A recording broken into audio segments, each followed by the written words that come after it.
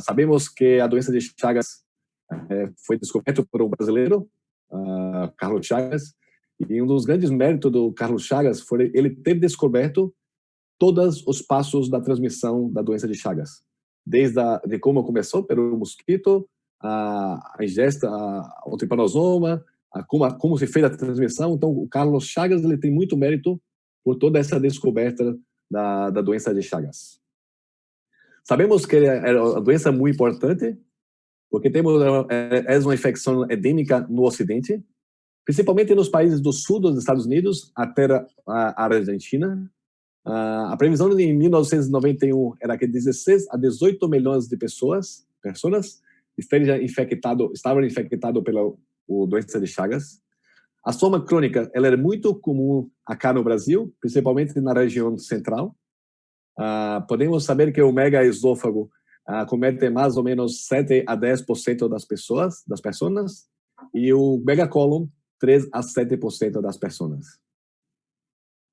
O risco de infecção para a doença de Chagas era de 70 a 90 milhões de pessoas no mundo, 300 mil pessoas infectadas nos Estados Unidos, e houve um crescimento significativo no número de indivíduos infectados nos Estados Unidos, Japão, Canadá e Espanha, países que não era muito comum ter as doenças de Chagas. Então, como começa a formação do megacolo chagásico, da doença de Chagas? Sabemos que temos uma infestação por Trypanosoma cruzi, ocorre um parasitismo recorrente de células das musculares lisas e uma destruição de células musculares das leishmanias, liberando neurotoxinas. E essas neurotoxinas que levam a uma parada da musculatura, formando a acalásia. Com isso, ocorre nesses plexos nervosos intramurais, o submucoso de Meissner e o intermuscular de Auerbach, depósito desses plexos, e isso leva à parada da musculatura, onde ela vai ficar em sintomas de contração, e com isso não terá o relaxamento da musculatura do plexo nervoso. Com isso, não tem mais relaxamento, você começa a ter um acúmulo de fezes e uma dilatação do cólon, formando o megacólon. Então, como você tem aquele distúrbio do esfíncter pela acalásia, o colo e o reto, ele tem uma discinesia, ele não tem uma contração constante e peristáltica sincrônica. O colo, ele perde esse sincronismo da movimentação do peristaltismo, e com isso ocorre essa dilatação do colo. Em 1925, o megacolo congênito foi descrito pelo Dr. Rust como uma dilatação secundária à acalásia por aganglionose. E Amorim Correia e Neto, ele descreveu o megacólon chagásico como uma aganglionose e hipoganglionose ao longo de vários segmentos do trato digestivo. Qual é o objetivo do tratamento cirúrgico do megacólon? Porque estamos aqui hoje a falar um pouquinho sobre o megacólon. O principal objetivo é tratar a constipação dos pacientes, evitar uma recidiva, então fazer um tratamento diminuir a chance de ter uma recorrência, que aplica a nossos pacientes pouca morbidade e pouca mortalidade, e com o objetivo principal, que será a cura do paciente. E quais são as indicações de tratamento cirúrgico? Então, a indicação de megacólon cirúrgico, tratamento, são aqueles pacientes que têm o fecaloma, aqueles fecalomas de recorrência, que ocorre com frequência, o paciente que tem um volvo com uma torção de cólon, e aqueles pacientes que têm uma constipação intratável, que fica 10, 15 dias, 30 dias sem evacuar. Então, esses pacientes são os pacientes que têm um benefício de realizar o procedimento cirúrgico para tratar o megacólon. Durante todo esse período, diversas formas de fazer o tratamento cirúrgico foram apresentadas. Em 1927, o Wader descreveu a simpatectomia abdominolombar, onde ele fazia uma simpatectomia, acreditando que fazendo esse procedimento iria resolver o problema da acalásia do cólon. Em 1934, Correia e Neto ele propôs uma esfincterotomia pelviretal, também com esse mesmo princípio de romper aquelas fibras musculares. Acá tinha esse defeito de relaxamento, para, com isso, sim, proporcionar um melhor relaxamento da ampola retal e o paciente conseguir fazer a evacuação. E em 34 também, o Corey Neto, ele propôs uma retossigmoidectomia abdominal. E com isso foram tendo diversos tratamentos, diversas propostas quirúrgicas do tratamento, se valia a pena fazer uma retossigmoidectomia apenas ou não, só retirando aquele segmento de colo doente, se isso traria os benefícios ao paciente ou aumentaria muitas vezes a recorrência. Então, foi proposto uma retossigmoidectomia abdominoperineal. Acá poderia esterilizar o reto o colo pelo reto e fazer a anastomose em tempo único, fazer isso de tempo imediato, fazendo uma eversão do reto e fazendo essa anastomose toda manual. Depois, o professor Kutaiti, ele padronizou essa retossigmoidectomia, mostrando todo o passo desse procedimento cirúrgico, a anastomose com a eversão do reto, e mostrando que sim, que tinha alguns resultados cirúrgico vantajoso, porém com a recidiva a longo prazo maior. E temos as evoluções do tratamento cirúrgico, fazendo apenas uma miotomia, fazendo uma colectomia parcial, porém os resultados ainda não tinham aqueles resultados cirúrgicos satisfatórios que buscamos no tratamento, que o paciente não tenha uma recorrência. E aí sim, começamos a ter uma modificação no tratamento, e a cirurgia de Duhamel começou a ter realmente alguma mudança, algum resultado satisfatório a longo prazo. Por quê? Porque você fazia uma anastomose posterior ao reto, aquele reto doente, e fazia um reservatório pequeno. Com isso, o professor Haddad associou a mudança um pouco nessa técnica, na qual ele esterilizava aquele colo pelo reto e deixava esse segmento um tempo pendurado, por 10 a 15 dias, até ele ter um processo de cicatrização local, e aí sim, ele removia esse segmento e fazia essa anastomose terminal. Com isso, ele dava uma certeza que teria uma cicatrização melhor nessa região. Então, qual é o princípio do tratamento do megacolon?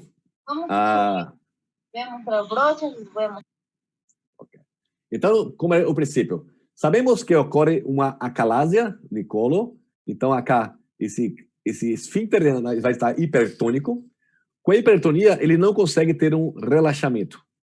E aí, com não tendo esse relaxamento, as fezes irão acumular acima.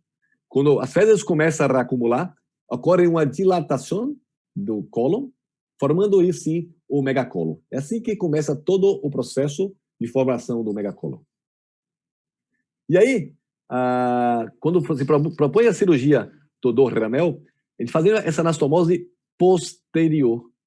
E com isso, aquele produto fecal ele vai descer para essa região e vai ser esterilizado para cá. Então, por que não temos uma dilatação, já que temos uma anastomose terminal posterior e esse segmento de colo que está abaixo não dilata, formando um novo megacolo.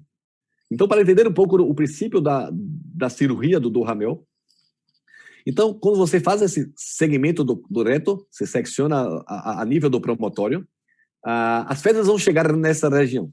Chegando acá, ela vai bater no esfíncter anal, pela acalásia, e vai impedir a saída dele. A tendência desse produto fecal, ele vai arriba, ele vai subir, porém, ele tem um limite. Ele não vai subir arriba a mais. Ele para nessa região. Então, quando ele para nessa região, ele vai tentar subir, acumula, e por ter preenchido esse reto, esse vai forçar e sair por cá. E aqui formando como se fosse uma válvula que impede que essas fezes retornem para cá, fazendo uma dilatação dessa região. E aí o paciente, sim, consegue evacuar, porque aumentou a quantidade de fezes na ampola retal e esse tende a descer para fazer a defecar. Então, esse é o principal princípio do funcionamento do Duramel. Por que o Duramel funciona? Exatamente por esse princípio. E, cara, podemos perceber, se muitas vezes você faz esse coto retal muito arriba, muito grande, o paciente muitas vezes tem um fecaloma de coto retal. Então, isso é extremamente importante, definir a altura desse coto retal para evitar que o paciente forme um fecaloma de coto retal. E também não fazer um coto muito pequeno. Se você deixa muito pequeno, esse colo, essa ampola, ele vai acabar dilatando para cá, refluindo para cá as fezes e vai formar uma recidiva do colo. Então, é importante que tenha entre 10 a 8 centímetros esse comprimento desse coto retal para ter um bom resultado, diminuindo a chance de uma recidiva do megacolo. Então, outra opção, se fazer somente aquela segmentectomia, uma colectomia segmentar e anastomose, o que vai acontecer é que as fezes vão chegar embaixo, elas vão refluir, elas vão voltar, e nessa volta, ela vai dilatar novamente, fazendo uma recidiva. Então, quando se faz apenas uma retosegmentomia segmentar, uma colectomia segmentar, melhora o paciente inicialmente, mas a longo prazo, a taxa de recidiva é muito maior. Por isso que o Duramel, pela fisiologia do funcionamento, você tem realmente uns resultados satisfatórios. E aí sim, antes dos grampeadores, realmente não tinha, fazia toda a cirurgia na mão, tinha que fazer a sutura, a rafia toda manual, e sim, era um procedimento que tinha uma morbidade não tão pequena e mortalidade cirúrgica. Então, algumas vezes não tinha uns resultados tão satisfatórios, com algumas complicações cirúrgicas. Acá em Salvador, o professor Jaime Vital, ele padronizou uma técnica de tratamento cirúrgico, onde, através de uma ignotomia, você faz todo esse tratamento, todo esse acesso cirúrgico do paciente. Então, fazemos essa abertura. O vídeo estará... Não sei se o vídeo estará a rodar. Estará...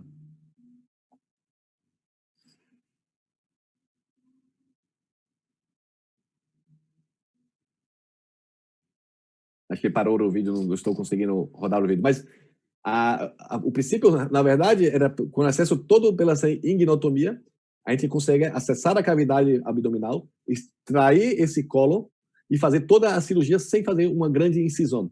E aí sim, foi quando começou a se pensar em fazer uma abordagem laparoscópica para o tratamento do Duramel. Desculpa, peço desculpa por não estar rodando o vídeo, estou a tentar rodar, mas temos algum problema. E aí sim, a professora Angelita Gama, ela padronizou esse tratamento cirúrgico do Duramel com o uso dos grampeadores. E ele fazia essa anastomose posterior, e isso é extremamente importante. Para fazer essa anastomose tem que ser posterior e o mais abaixo possível. Para mim, o importante é que essa anastomose, com o uso das grampas, seja a 3 centímetros. Não pode ser uma anastomose tão alta, porque se você fizer uma anastomose alta, será arriba, a chance de recidiva desses pacientes vai ser muito elevada. Então, temos que fazer o mais abaixo possível com o uso do grampeador. O uso de truque para fazer esse procedimento cirúrgico, eu peço eu viro o grampeador, eu faço aquela a curvatura das grampas para virar posterior. E aí sim eu tenho uma melhor garantia de que esse grampeamento vai sair o mais posterior possível. Se eu uso a cobertura convencional dos grampeadores, essa perfuração do reto vai ser mais arriba. Então sempre procuro virar e fazer um acesso posterior. Com isso, eu consigo fazer o mais abaixo possível e para poder diminuir a chance de uma recidiva do megacolo. O professor Reis Neto, ele também padronizou uma forma de abordagem onde ele usa o grampeador linear por via transanal. Então, ele faz aquela ressecção do reto, puxa o colo para baixo, rafia a parede posterior e grampea o coto retal com o colo. Com isso, ele amplia mais aquela margem, o coto retal, para isso facilitar, sim, essa boca para as fezes descer aqui diretamente e poder cair abaixo. Esse vídeo.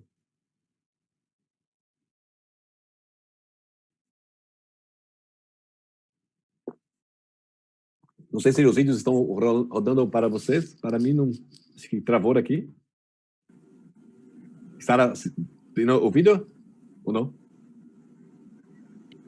Não, não corre, doutor. Não, não? Eu estou passando o vídeo cá, mas não está. Peço desculpa, algum problema na minha pantalla por não estar a passar os vídeos. Peço mil desculpas. Então, quando ele compara algumas técnicas cirúrgicas de fazer a retosegmentomia com anorretomia, a taxa de recuperação não é tão baixa, com uma mortalidade baixa, mas uma morbidade, algumas vezes uma morbidade elevada. Então, por isso, não é uma cirurgia que foram muito à frente. Na colectomia esquerda, também temos uma mortalidade também não tão baixa, e por isso também está em desuso apenas uma colectomia esquerda para os megacolos. Sabemos que a recidiva, quando se usa o abaixamento do colo, tem alguns resultados muito bem positivos, com taxa de mortalidade muito baixa, recidiva baixa, e realmente é uma técnica que o megacolon com o Duramel é a técnica mais usada para o tratamento do megacolon. Aqui era um trabalho onde mostramos a taxa de recidiva do megacolon, e chega a 18% quando fazemos somente a retosegmentomia, e quando se realiza a colectomia esquerda, essa recidiva é muito mais elevada. Aqui é a cirurgia de gamba, na qual ela usa os stapler para fazer essa anastomose, onde temos uma morbidade de 20%, complicações infecciosas 6% e uma mortalidade, na experiência da doutora Angelita, realmente ela descreve como nenhuma caso de mortalidade quando se usa o megacolo no grampeador. Então, acaba mostrando um pouquinho da cirurgia da doutora Angelita. Espera que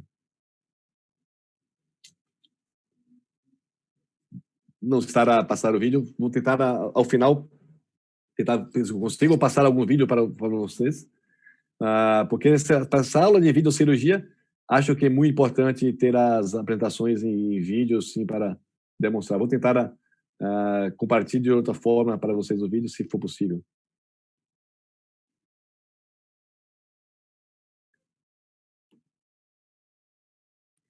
Acá. Esse vídeo estará a rodar. Então, algumas vezes temos uma complicação, não sei por que só esse vídeo estará a rodar, e temos que resolver as complicações. Dentre uma das complicações do Duramel era uma estenose. Então, muitas vezes, aquela anastomose com uso do grampeador circular pode ficar muito pequena e, com o tempo, ela se estreitar bastante e você não conseguir ter um bom acesso a essa região, a estenose. E pode tentar a dilatação com o colonoscópio e muitas vezes, várias dilatações e não ter um resultado satisfatório. A cara apresenta a vocês um dispositivo que nós usamos aqui no Brasil. Era uma empresa brasileira onde usa um dispositivo para fazer as ressecções transanais de lesões. E acabo de mostrar um exemplo onde você pode usar esse dispositivo, que não foi criado para essa técnica cirúrgica, mas que nos ajuda bastante para identificar o local da estenose e tratar com as grampas. Então, acá estou apenas a fixar aqui o dispositivo de ressecção transanal, onde temos 4 portais de trabalho, sendo que posso usar um portal de 12 milímetros, no caso, podemos usar uma grampa para fazer procedimento cirúrgico. Acá estamos em uma ótica de 5, vemos que temos essa estenose importante, passamos a grampa pelo portal de 12 milímetros, vemos o reto, vemos a estenose.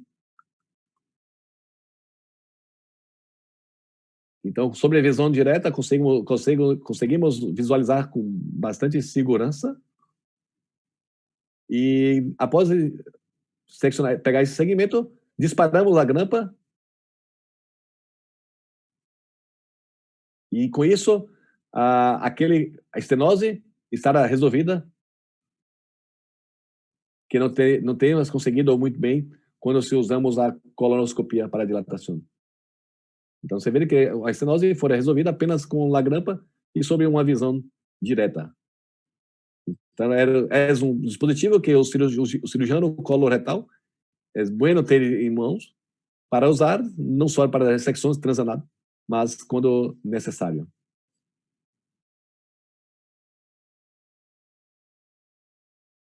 A cara é uma tese de livre docência do Dr. Sérgio Eduardo Aranço Araújo, aqui no Brasil, onde ele descreve as vantagens da técnica laparoscópica para fazer a cirurgia do Ramel, e onde ele botou que ele faz analisa os fatores de riscos e os desfechos cirúrgicos adversos dessa técnica quirúrgica.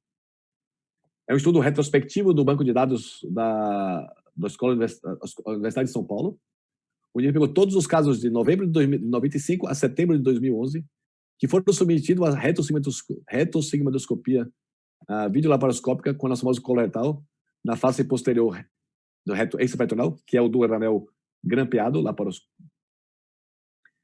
E cá temos um vídeo demonstrativo dele como fazemos essa técnica laparoscópica. A primeira inserção de trocada, como todos nós fazemos nossos procedimentos de laparoscopia.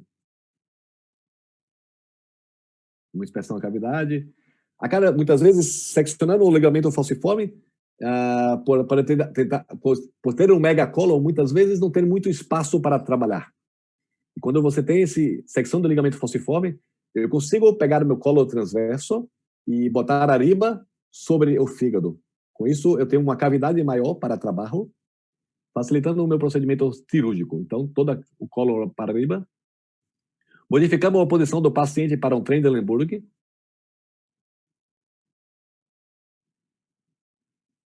E com isso, temos todas as alças acá no pâncreas.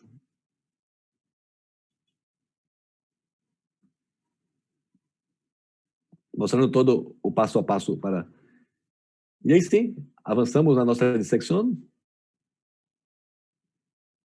Liberando um pouco aqui a goteira, o pâncreas acá, veia mesentérica, liberando toda essa região. Avançamos para o reto, dissecção do reto, a ligadura dos vasos. Definimos o local de secção, onde vamos seccionar o reto.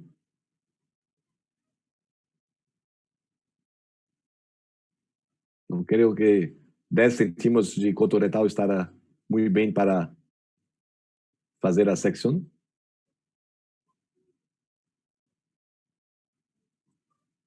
Acá terminamos fazendo a ogiva.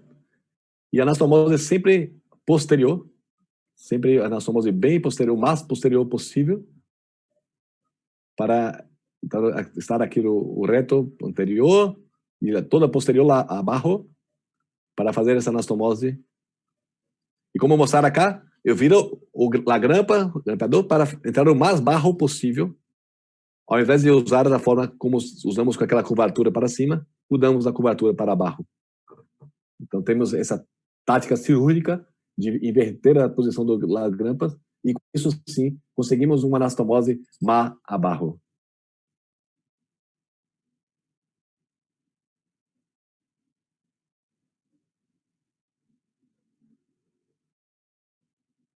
Então, na experiência, temos 44 pacientes da tese cirúrgica.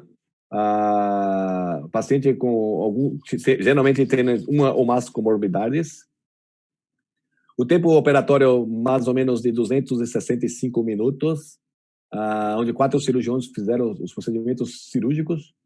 Uma taxa de conversão baixa, de 6,8%. E algumas complicações ocorreram em 2 pacientes, um com sangramento e uma foi uma lesão de ureter. Temos que ter muito cuidado no ureter esquerdo, porque quando esse megacolo é muito grande, ele traciona muito aquele mesocolo. E com isso o ureter vem junto com o meso e levando, sim, algumas vezes a secção desse ureter se não tiver muito cuidado. Então, aqui as taxas de complicação. Temos 22% de complicações nessa técnica cirúrgica na tese apresentada pelo Dr. Sérgio Alonso. O que ele pode informar, na verdade, que em relação a essa tese, no começo realmente estava associado muito à curva de aprendizado da laparoscopia. Hoje, a maioria dos cirurgiões já estão bem treinados na cirurgia laparoscópica e tem menos complicações. Algumas vezes podemos usar a técnica robótica. A robótica facilita muito na dissecção, a gente tem uma melhor visão, a precisão dos movimentos do robô facilita muito, além daquela visão de 3 dimensões para o cirurgião que está sentado no consolo. Então, tudo isso realmente facilita a nossa cirurgia e o robô realmente veio para nos habilitar e nos ajudar ao cirurgião durante o tratamento cirúrgico, principalmente quando trabalha na região pélvica, onde temos um espaço muito pequeno para realizar a nossa dissecção cirúrgica.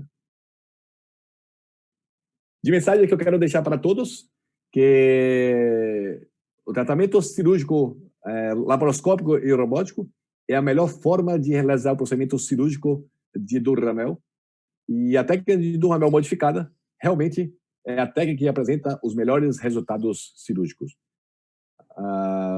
Mais uma vez, eu queria agradecer a todos os amigos pela invitação e falar um pouquinho com vocês e convidar a todos, quando vier à Bahia, conhecer a nossa cidade de Salvador. Estamos aqui de portas abertas para todos e será um prazer muito grande estar aqui com vocês. Muito obrigado.